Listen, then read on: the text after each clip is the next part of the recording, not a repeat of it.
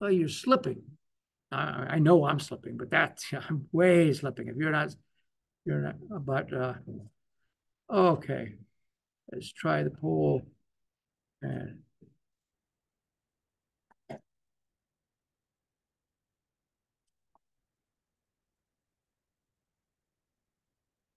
okay.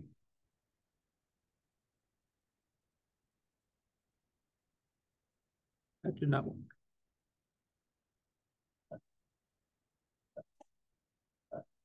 Okay. Oh, cards. Anybody need a card? I've got extras. Okay.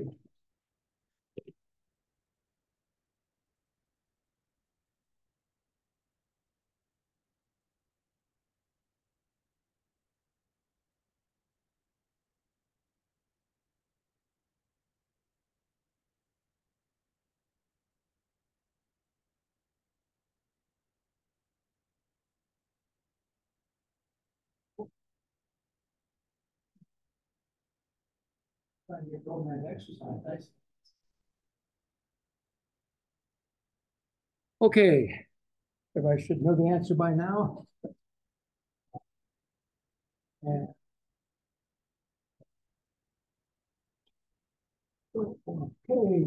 Oh, great. Okay. See a lot of them.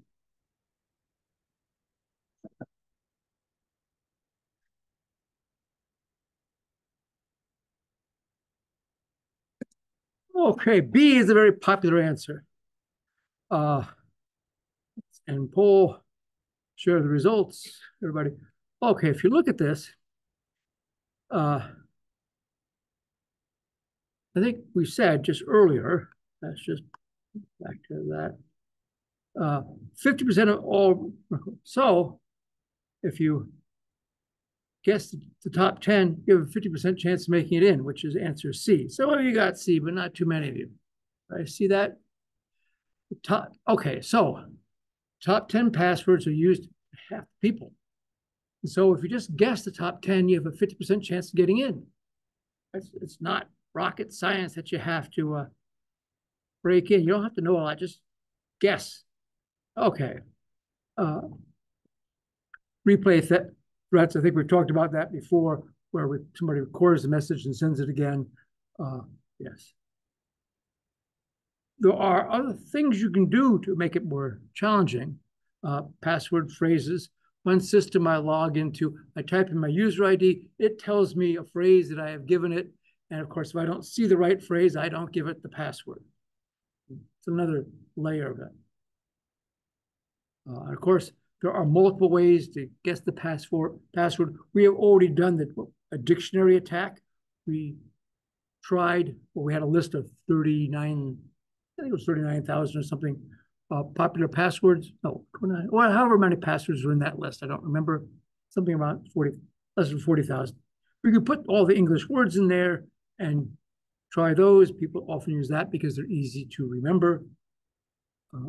Brute force using all possible combination of characters is somewhat difficult because if they use every character on the keyboard, but if they just use the letters, not as difficult. You want to protect the password file because if you have all the passwords in a file, then if the attacker happens to get access to that file, they have everybody's password. Then you have to have everybody change the password, which is kind of annoying. Typically, people will keep a hash of the password there, SHA1 or SHA256, whatever your favorite hash algorithm is. You hash the password, store the hash in your file. When somebody goes to log in, you take their password, you hash it, and you compare it to the value in your file. If it matches, you let them in. The value of this is because the hashes are generally thought to be one-way functions. If you get the hash, it's very difficult to create a password that will hash to that value. So even though you might know what hash value is supposed to be, you don't know what password you could enter that will give you that, let you log in. There are ways to guess. There are people have tables of passwords. There are dictionary tables, which are, and rainbow tables, which are another form of reverse lookup. You hash lots and lots of passwords, and then when you get a password, you can compare the hashes and see what you have. In other words, You take known passwords, you hash them. You have a big database of hashes. So then if you want to find a hash, you can look it up in your database and find a password that works for it. That's if you want to spend many, many computer cycles working on hashes in your spare time. One of the things you can do to improve security is what they call salting the password file. They add, for each user, they append a random number to the end of the password and then hash that. That, of course, means the hash is different. You have to keep the salt value, but it makes it much more difficult because users don't know which random value you're going to use. So it slows the reverse lookup by quite a bit. And of course, we all know that when you make a password, you need to make a long password. You need to do, upper and lowercase characters, numbers, symbols. Yes, the more characters you use, the harder it is to guess. And of course, don't use values in a dictionary or anything that's in the top, 100,000 password list, because people know those. Just doing the arithmetic, if you use 10 numbers, if you use just numbers, passwords just numbers, and you have 4 characters, there's only 10,000 of them. That's just all the possible numbers. You'd probably guess it in half that, or 5,000 guess. There's 10,000 possible. Statistically, you'd probably be lucky and get it halfway through most of the time. So it's 5,000. You see if you have longer, if you have letters and numbers, upper and lowercase letters, there's 26 letters, twice that is 52, add the numbers at 62, and then there's much more as it gets larger. And if you use all 94 characters on the keyboard, then you got a lot. And of course, if you make it large, 6.1 times 10 to the 15 is a really big number, and that takes a very, very long time to guess. So that's why using lots of characters, numbers, and symbols makes a stronger password. And of course, if you do that, it takes it longer to guess. Now, one way to keep people from guessing, of course, they have computers that are trying to log in. They send a user-ID password, they get a rejection message, they send another one, they send another one. They do this as fast as they can. Some systems don't let you do it repetitively. They will, of course, someone will lock you out after so many bad tries. Others have a little trick that they make it longer. Every time you miss a password, it takes twice as long before it allows you to enter the first one. So it may take 1 second, then 2 seconds, 4 seconds, 8 seconds, 16 seconds. That's exponential growth. It gets big real fast. How big does it get? Well, that's a question we'll ask right now.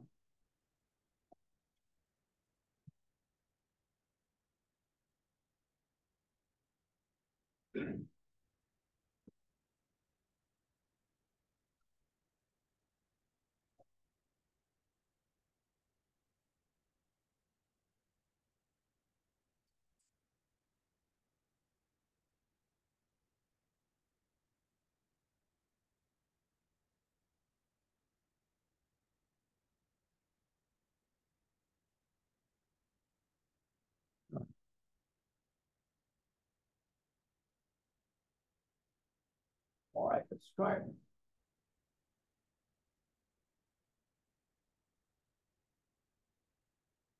Fingers over.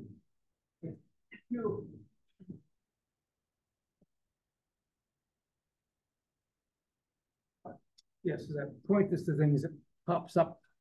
Okay. All right. C and D are probably the most popular answers. That's what people online and people in class think.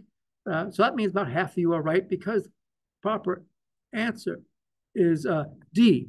Why D? 2 to the 10 is 1,024. But we start as well. So the sum, do the other thing, is 1,023. So yes, that's to guess 10. So it gets that's 1,000 seconds. That's yeah, how many minutes? That's 14 minutes or something. That's it's getting to be a long time. So just one.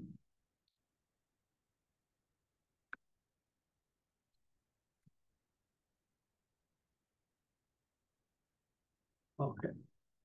A lot of systems cache your password, your browser caches it, your system will cache it.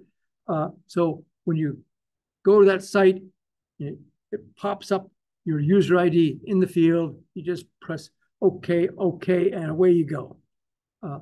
That, it's very convenient. I use it at home, but it does have the problem that if you're not there, somebody can walk up to your computer and log in as you without having to know anything. And by the way, there are mentioned here, there are tools to recover your password on Windows. So if you have a Windows computer and you don't know how to log in, there are tools to get you in. It's probably something for Apple Mac, but I don't know what it is. Okay, now, forget your password. What do you do about it? Many systems will have a phone number you call or something or a site you go to say, I don't know my password. I forgot my password. In fact, almost every login site has a link at the bottom. If you've forgotten your password, go there, and they try to give you your password in some way. Some systems, when you first generate a user ID, will ask you a bunch of questions.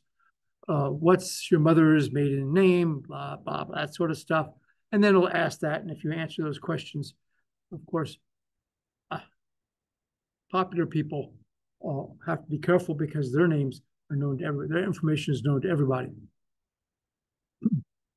Of course, some have phones, you talk to people. This, of course, is a security weakness because people who aren't you can call up and say, oh, I forgot my password. And they don't want to make the customer ask the question.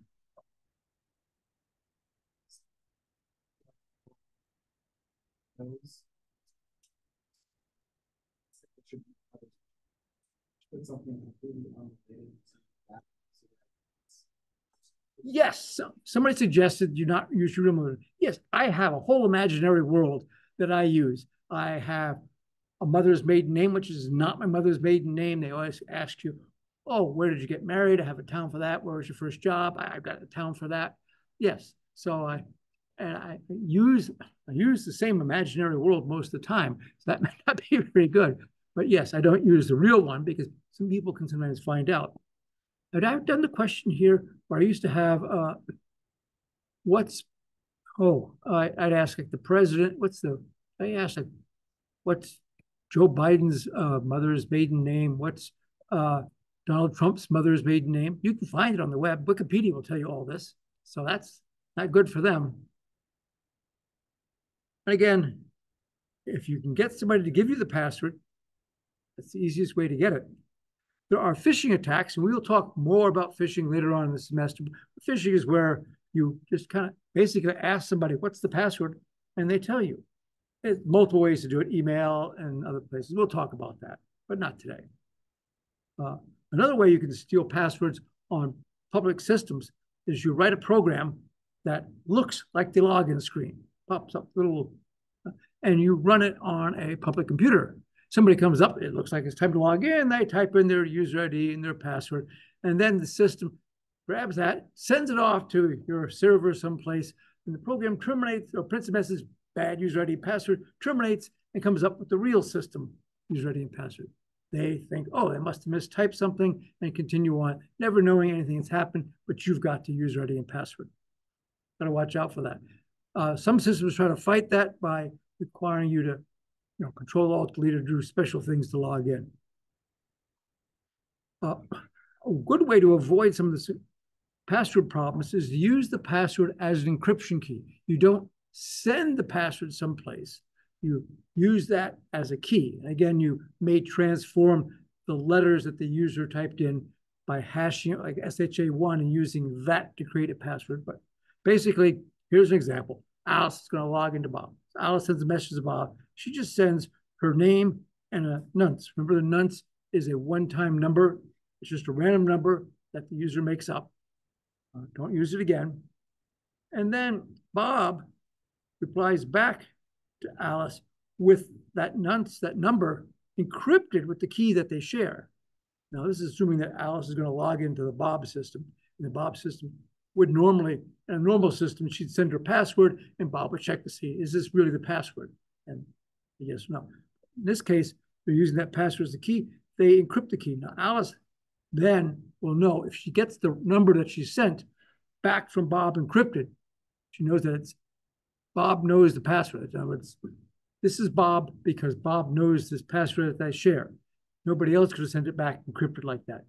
Also, this is the Bob that she wants. This is a current response because it has the nuns that she just sent it. So it's a current response.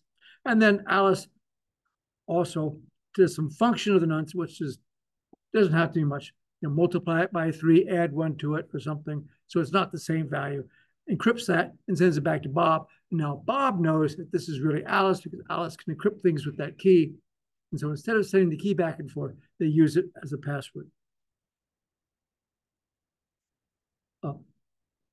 Several systems now use something called a time-based one-time password, or a TOTP. It's an algorithm that uses your keyword and the current time to generate a password that you can use to log in now. You have to be able to create that password, and the system you're trying to log in must also know this system, and you have to synchronize on the clocks. Passwords are short-lived. They only use it good for 30 seconds or so, and you can log in with that. Basically, you have a phone app that tells you this. You type in your password to the phone app, you press the button, and it takes that passage entered along with the current time, usually broken into 30-second intervals.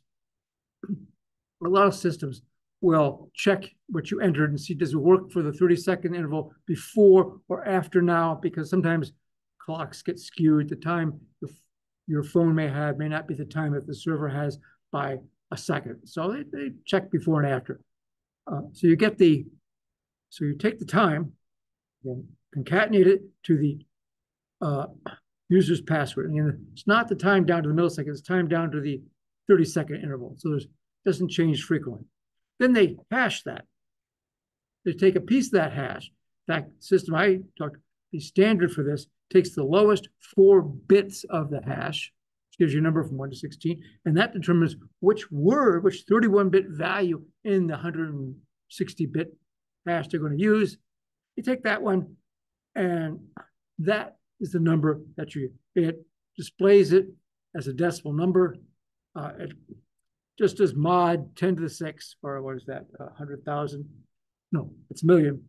Does mod 1 gives you a 6-bit value, and that's what it's displayed. And you type that 6-digit decimal number into the system, and it will look at that. It is also, again, calculating this value and compares the 2 6-digit values and decides whether it's going to accept it or not. That changes every 30 seconds since they use 30-second time intervals. You don't want to use milliseconds because you have to log in at an exact millisecond. You do 30 seconds. Now, a 6-digit or 8-digit numerical value to log in is not very secure. We all know that that's only a million possible combinations, but you only have it for 30 seconds. It has to be at the right time. So you have to, of course, you still have a password that you have to put in the system, and the system has to know. Does anybody do this? Does anybody use? Okay, hang on. I'm going to launch an online. So let the online people respond to this. But where are we? Yeah, this is real quick. Oh, here, if you don't mind, just put your hand up if you use it. Okay, several people use that at work. Yes, became more and more popular last time. Ooh, we have 4 people, 5, 6. Okay, 6 people online. Look like about 3 or 4 people here in class. Yes, all right, that's good enough. So, yeah, they're becoming pretty popular because they are relatively secure. You can.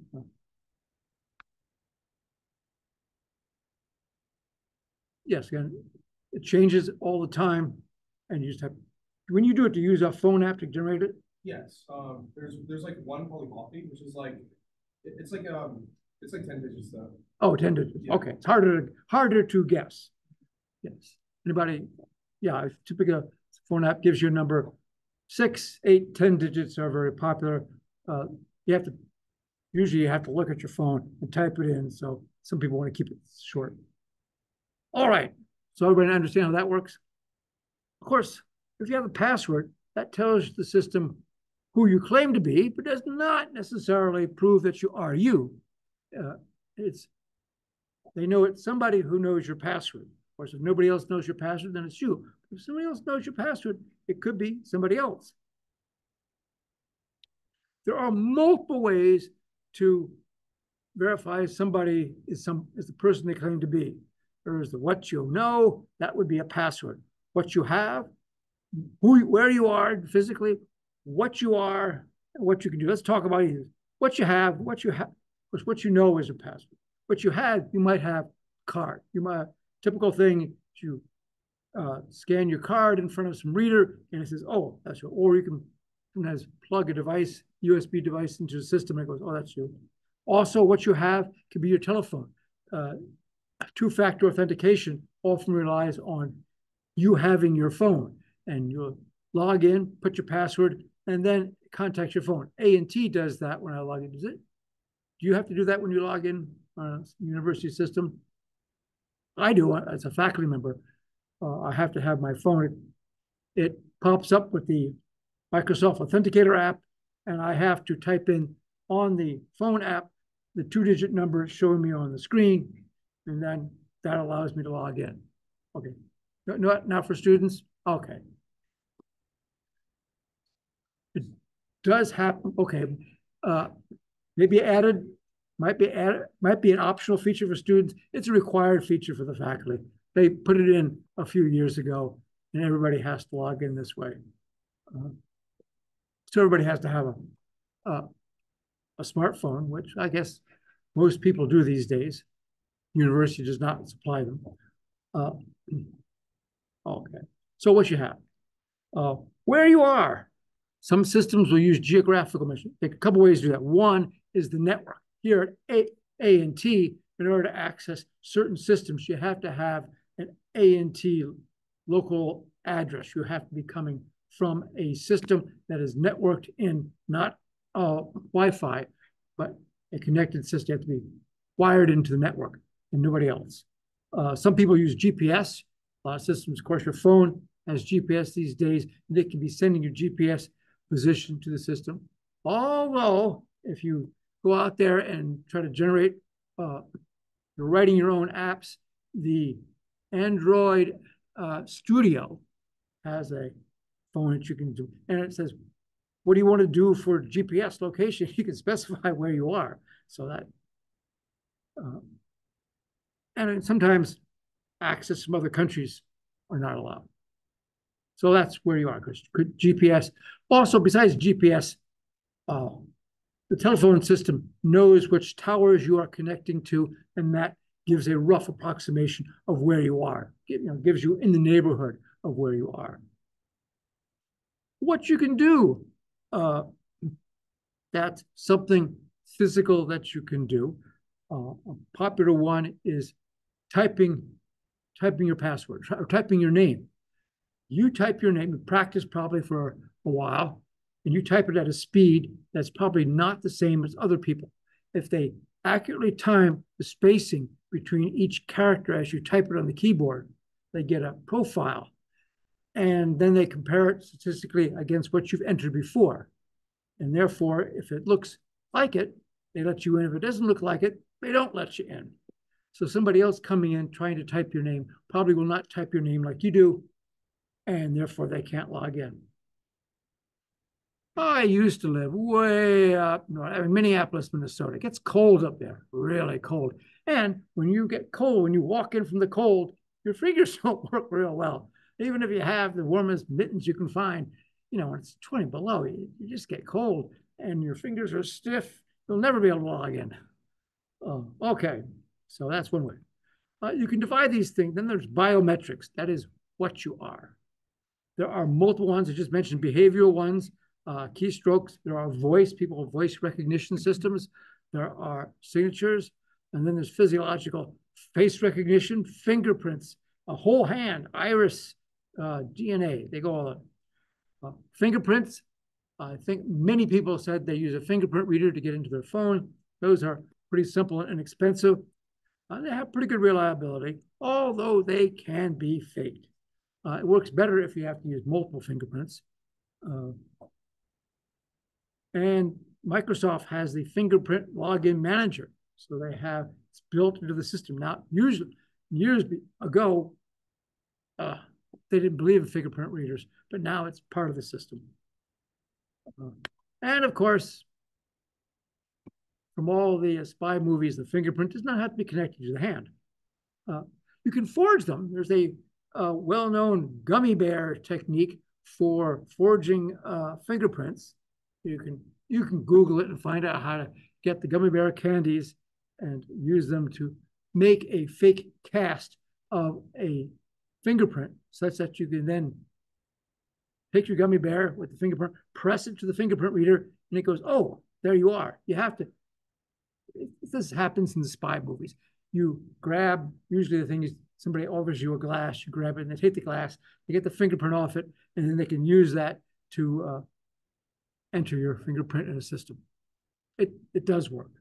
I have never done it, but we have a question about that. Excuse me? Oh, tape, okay. Oh, it's recommended not to use tape. Okay. I don't know how it's done, but there are several sites that say, oh, yes, you can do this.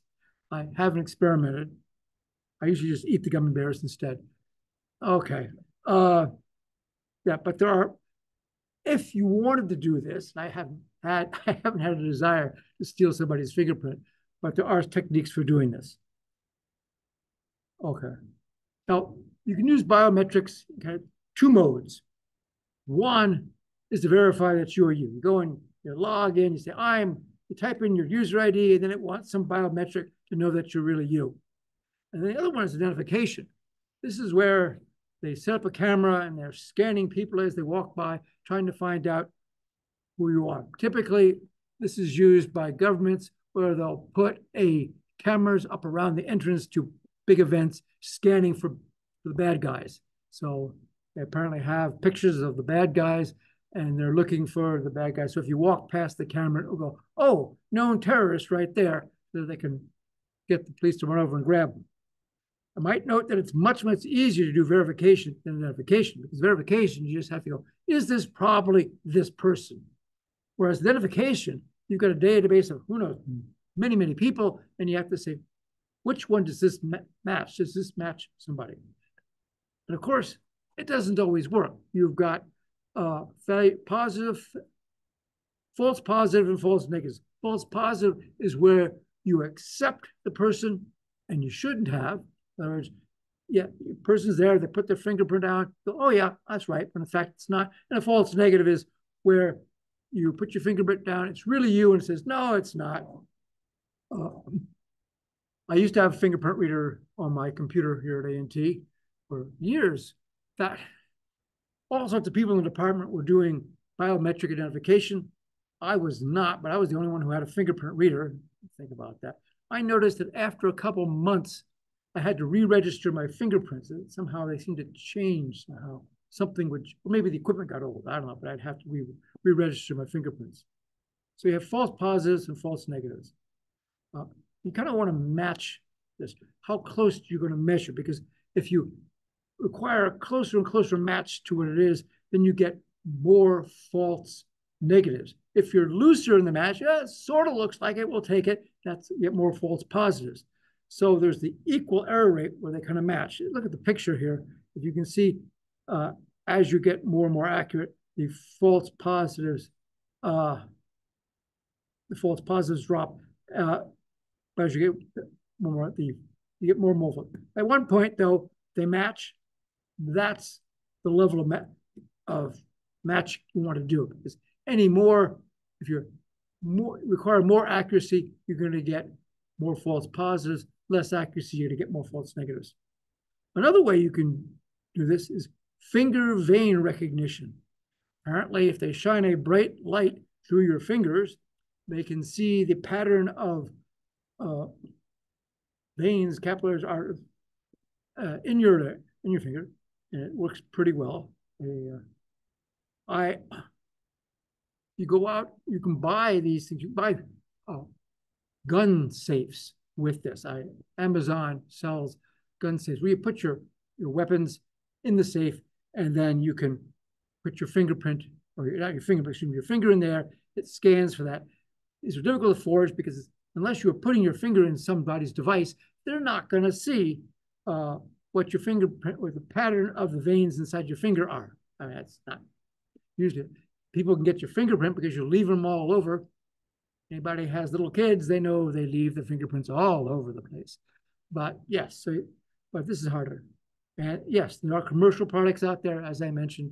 We're not on Amazon. Amazon sells gun safes that do finger vein recognition, which I suppose would be like some people think they got to get to that gun quickly. You just put your finger in there and it unlocks, away you go. Okay, facial recognition. That's popular. A lot of people use facial recognition for their phones. And it works. It sometimes has false negatives. Yes, of course, in the COVID era where people were wearing glasses, wearing a mask, it made facial recognition a whole lot more difficult. A graduate student I worked on faking out facial recognition a couple of years ago. We found that if you take a person's picture, enlarge it on your printer so it's about the size, hold it up in front of the camera, and then it looks at it and says, oh, yeah, that's Ken, and lets you in. So yes, taking a picture, holding it up in front of the camera does work. We tried it. We tried systems to make it more secure by saying, okay, I see you, first look at you and say, yep, that's turn to the right, or raise your left hand, or put your left hand over your ear, or something like that. And if you could do those things as we requested, then we figured, yeah, it's probably you. Although in this era of AI image recognition, you can imagine a real-time AI image recognition. So you're just holding up your screen and, putting the right hand over the ear. Yeah, you got it. You do it. Voice recognition is possible. Some systems use that. I kept thinking, what if the speaker has a cold? It doesn't talk like they usually do. It could be a problem. And again, replay attacks. Somebody can record your voice and play it back for that. On the other hand, we have multiple of these. There's one last one. There's iris and retina. The iris, of course, is the color portion. This person is the blue or the brown or whatever it is. I like this because the optometrist sells these silly contact lenses that you can wear. They're sold around Halloween. You can probably go get them now if you want to look like a cat or something. Well, I'll tell you, the iris recognition system isn't going to see you when you're wearing one of those. But you can also imagine making one with somebody else's eye. If you ever happen to have a chance to photograph their eye, you could make one and then it would work. It is difficult to revoke biometrics. You can change your password. You cannot change your fingerprints. And what if your biometric is not available? What if the fingers that you use, you're injured yourself and now it's bandaged and you can't log in? Those are real problems. Then there's multi-factor. Let's see if we can get. That's not going to work for us today. Here we go.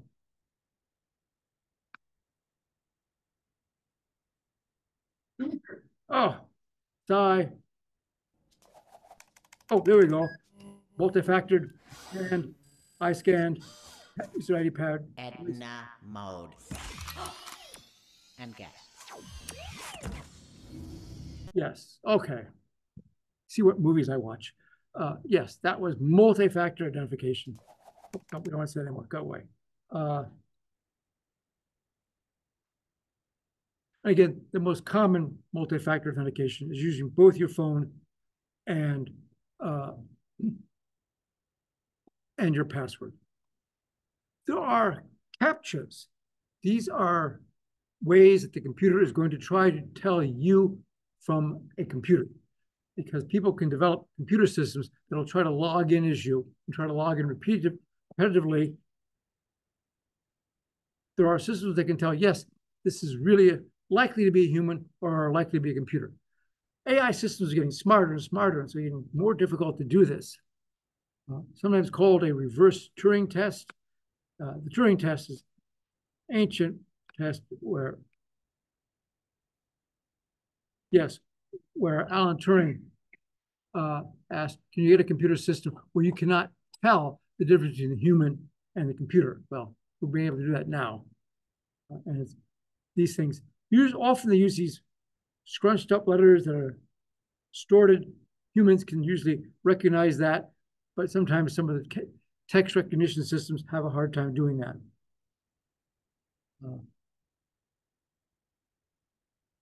Most humans can solve it. Again, current software makes it difficult. So of course, what do you do about people who have visual impairments? They can't read very, and then there are audio ones that read it. There are other alternatives like ask common sense questions that you should know and maybe the computer doesn't know, but now most AI systems know these things. I did ask ChatGPT, what color is the sky on a clear day? And it told me it was blue. Of course, it told me it was blue in a couple paragraphs explanation when one word would have done. Again, there's several ways to get around them. You can have optical character recognition that reads it.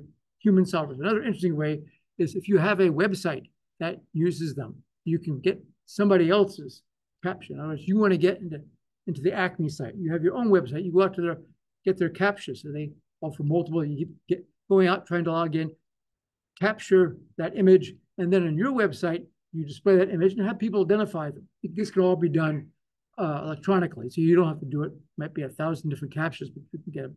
And now you have a database of captchas and the right answer, so you can get in. It should be noted that the Digital Millennium Copyright Act says that the circumvention of captchas violates the law. Oh, and here's a question about two-factor authentication. We have a statistics question.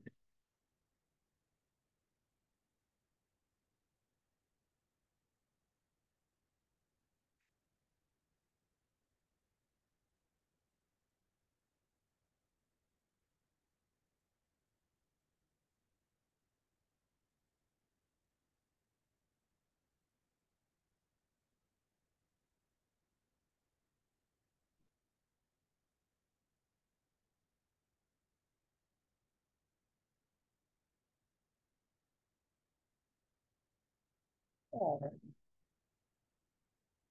Everybody got their calculator out?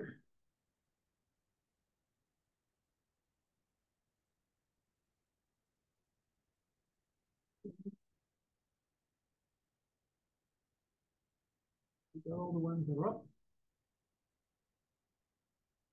Okay.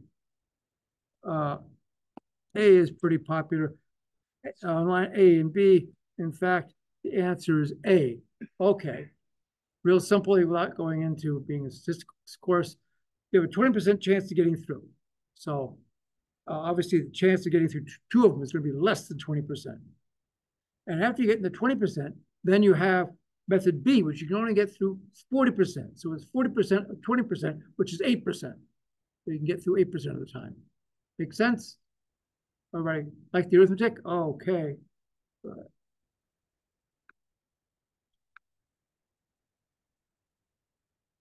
Another concern about passwords and any is the, I don't know, I'm not going to even TOC, it's the time of check, the time of use. That's the difference between when did you check the password and when did they do something that requires that authentication. The longer that time is, the more possible it is that somebody else has come in and uses it. If you're logged in, then you get up and you leave your desk for a while. Somebody else comes in and checks you are logged in and has the authority to do things.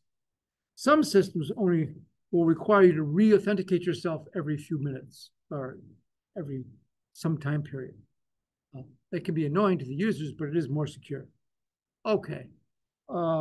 No, don't go way too fast. We have an exam. Oh, again, the quiz. By the way, remember, it's fast. You have to be fast to get a good grade.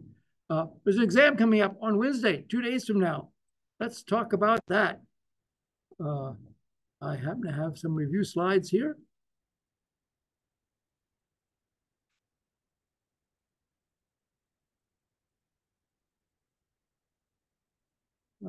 Right. And,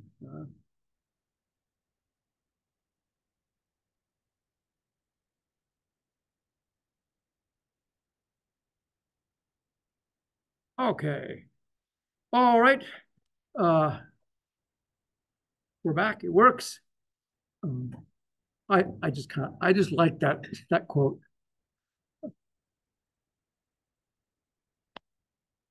Or okay. First exam again is Wednesday.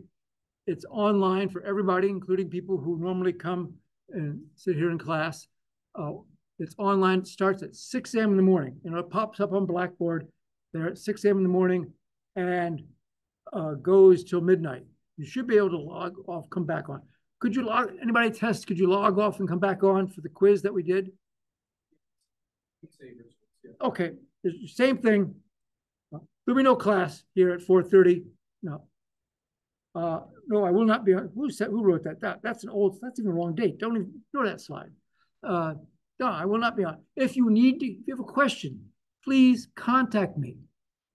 Yes, and don't hesitate. You can email me, you can text me, you can call me.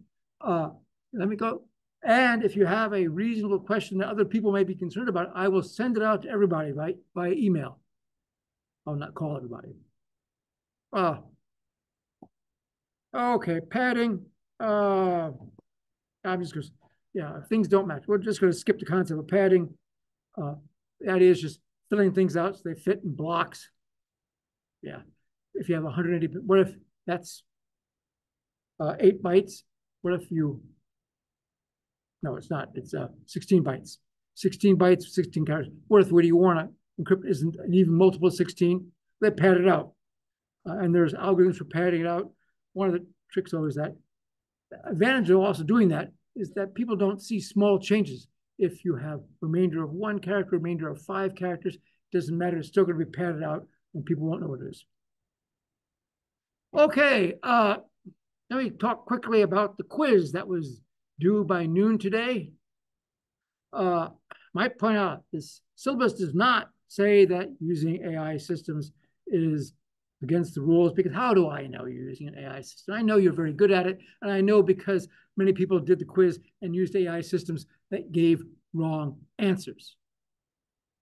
Every question on the exam, every question on the quiz, I ran through a couple AI systems, ChatGPT, a couple others, and I said, does it give me a good answer? If it gives me a good answer, I don't use that question. So the little logic says, if it appears on the exam, therefore, you can say, it doesn't give a good answer. I know ChatGPT, Copilot, other systems have flaws. They're not always correct. And so the evil Dr. Williams went out there, found questions where ChatGPT was wrong, and I added the wrong answer to the questions. And sure enough, you can tell people who just went out to the AI system and answered, because they got a lot wrong on that last quiz, because I put the definitely wrong answer on like the multiple choice, like it was a Laputa model. You can be read, write, both or none. I added full access because full access is what ChatGPT told me. That's what people are clicking full access all the time. Caught you. Too bad. Oh, I'm so mean. I love it. Whoa. Oh, I'm not supposed to let students hear that. Okay, so learn the material.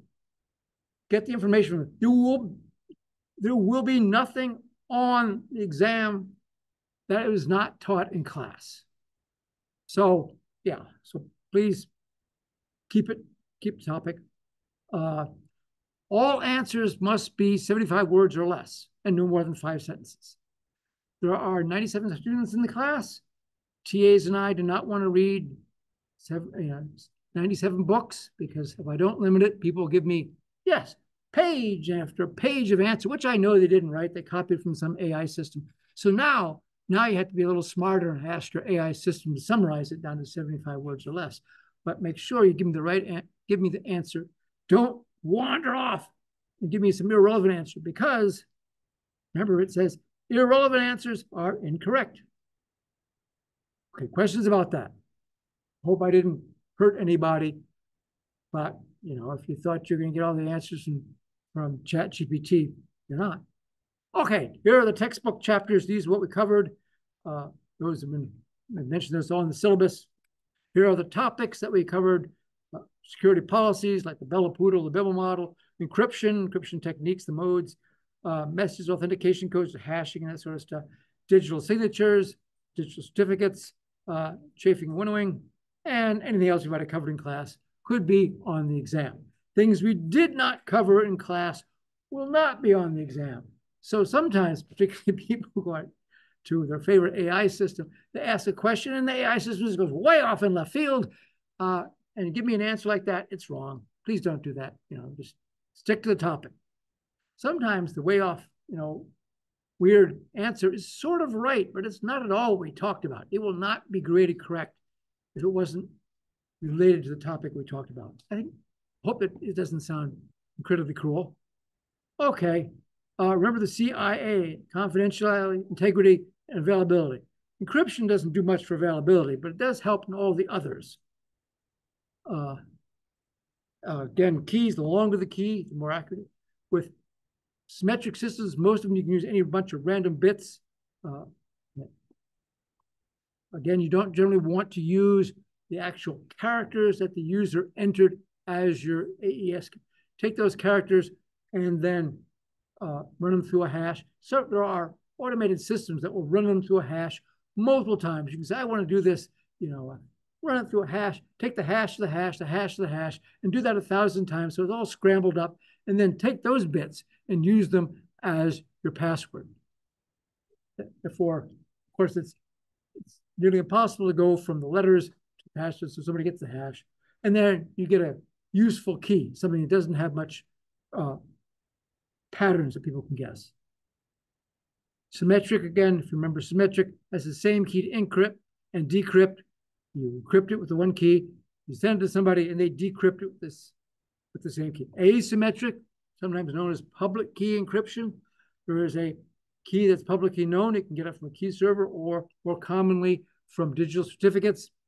So you get somebody's public key, you encrypt it with, so Bob wants to send them, excuse me, let's go to the corrector. Alice is going to send a message to Bob.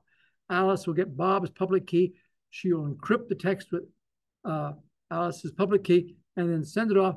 Bob can decrypt it. Anybody can send message to Bob because anybody can get encryption, but only Bob can decrypt it. The AES and DES systems are what we call substitution permutation stages, and they have multiple exclusive OR, etc. Okay, RSA. RSA again is exponential. They take the message and again look at it as a bunch of characters, but they're bits. Bits can form a large number, raise it to the power E mod n, and so the public key is E and n. Send it to somebody, and then using the private key D mod n, they can decrypt it. This is how it's done. If I were you, I'd know how that works on Wednesday. Just a hint. Of course, remember, it's an open book, open web exam, open AI. I would know how to do that. Okay, digital signatures. Again, digital signatures are a way of passing the public key. Everybody has the public key of a certificate authority. Again, if you go to your browser, you can find all sorts of keys. And so they have the public key. They use that. They hash the data, encrypt the hash. They don't encrypt the data. They encrypt the hash with the public key of the receiver. So Bob is going to, excuse me, Alice is going to send a message to Bob. Alice knows Bob is public. Bob knows Alice's public key. Alice will use her private key here to encrypt this. Sends the message. Bob gets the message. Again, computes the hash himself and decrypts the hash using Alice's public key. Everybody knows it's Alice's public key. Only Alice hopefully knows the private key, and he compares them. If they compare, And it must have been done by somebody who knows Alice's private key, and therefore I trust it. Certificates contain the public key. You have your data, you have a checksum or a hash of the data that is encrypted with Alice's private key that only Alice has. You can decrypt this with Alice's public key, but you need Alice's public key. Well, here it is. It's sent along with it. How do you know that's the correct one? Because here's a hash or checksum of Alice's key, and that's encrypted with the certificate authority, CA certificate authority's private key. You have the certificate authority's public key, so you can decrypt this, go down there. That's how you can get this. You pass around public keys with the data, makes it very easy. We talked about different encryption modes. There's electronic cookbook mode or ECB, where that we just do block at a time. It's not very. Instead, there are several chaining methods. Cipher block chaining is one of them, where you start with initialization vector, exclusive OR with the plain text, then encrypt that exclusive ORed value, and that gives you your ciphertext. You then take that ciphertext and go to the next block. And so block after block after block is encrypted with the previous one. So if you have the same text, but you change the initialization var, you get different ciphertext. So if somebody's trying to analyze this, every time you're sending the same message, it doesn't look the same. It looks different every time. And every block is different. So two plain text blocks are the same. The ciphertext will be different. I think I've mentioned that the public key algorithms like RSA are much, much slower than the symmetric algorithms like DES and AES. DES and AES you can implement in hardware. Your Intel or your ARM processors typically have instructions that will do that. They do one cycle. And then you just call it multiple times. If it's AES and you're doing 128-bit encryption, you have to do it 12 times. Is it 12, 10, 12? No. Oh, it's 10, 12. And at this, that, I will not ask you that, but it's more, if you have a longer key, they also do more cycles. Hybrid encryption, that's what's used in HTTPS and other systems. You just make up a random AES key, and then using public key encryption, you send it over to the other side. The other side can decrypt it with their private key. And now you share a AES key. And after that, everything you send is encrypted with this new AES key. When you're done, you drop the AES key. Okay, the Bell-LaPoota model. There might be a question about the Bell-LaPoota model. ChatGPT does not know you can write up. Huh, too bad. Doesn't get a good grade on my test. You should. Can't remember. You can read down or write up, and you can always read and write at your level. Okay. The dominate relationship is important.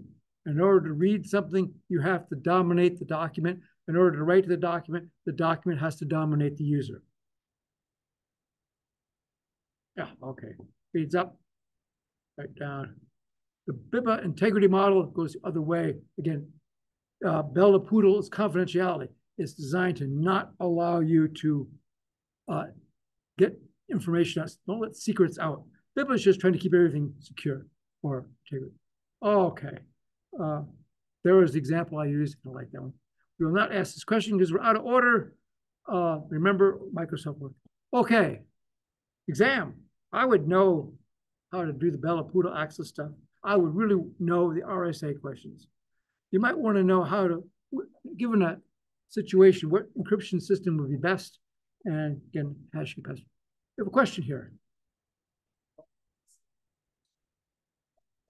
Given two numbers.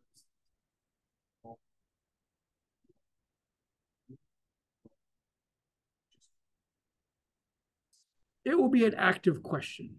Okay. Yes, it's designed so that ChatGPT cannot do it for you. Think about that. Okay. All right. Again, the exam isn't 2 days from now. It's 6 a.m. in the morning. There will be no class on Wednesday. And I won't be there. I will not be there on Zoom at 4:30. I've done that in past years. It's no fun sitting in front of Zoom, nobody's watching. But if you have any questions, if you're trying looking at it and going, what does he asking? What does he want to know? Call me, text me, email me, and I'll try to answer as quickly as I can and let you know what I intended. It doesn't cost you any points. Any questions about the exam? Oh, question, yes, ma'am. How many questions? It's been a struggle to write questions that ChatGPT cannot answer. And I know if ChatGPT can answer it, then I'll get that answer from everybody. Or just maybe slightly modify. You get the ChatGPT answer, and then you ask Copilot to summarize it for you. Yeah, but it looks like it's going to be about 8 questions of unequal length. Someone woke up. Yes, a question. It'll be like the quiz. Yes. Yes. There will be, even though I hardly ever do multiple choice questions, yes, there'll be multiple choice questions on your usual Bellaputa model. I mean, besides, Blackboard grades the Bellaputa model multiple choice questions for me. And I and the TAs don't have to do it. And again, 75 words or less, no more than 5 sentences will be counting. So please keep it short. We don't want to read books from every student. Okay, well, good luck on the exam. Let me know if you have questions. If you have really good questions, sometimes people will ask questions about, I go, wow, I didn't think of that. And I have to tell everybody. Okay, that's it. No class on Wednesday. Do the exam.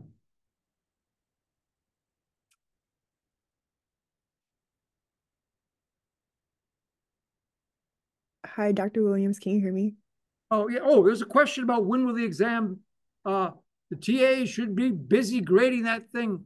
We'll probably black it out for a day or so because the way we grade this, for consistency's sake, one person will grade like question 1 for everybody. Somebody else will grade question 2 and so forth. So they always get the same question. So they answer it consistently, or they grade it consistently.